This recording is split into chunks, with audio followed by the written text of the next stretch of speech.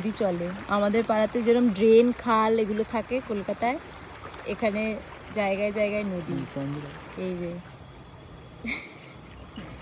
আমাদের আমাদের ওই যে কি বলে ওটাকে, টলিগঞ্জের ওখানে যেরকম খালটা আছে না, হ্যাঁ কালো মতো, হ্যাঁ কালো মতো, ওরকম। ওটা এরকম চলে না, এরকম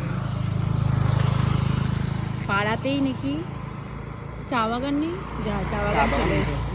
এই পাশটা পুরো চা বাগান, ওই পাশটা পুরো চা বাগান চা আছে, বাগান। যেটা দেখা যাচ্ছে না, এই যে পুরো চা বাগান যেটা দিনের বেলা দেখা যাচ্ছে না, রাত বলে দেখা যাচ্ছে না। এখানে অনেক কিছু আছে পাড়াতেই।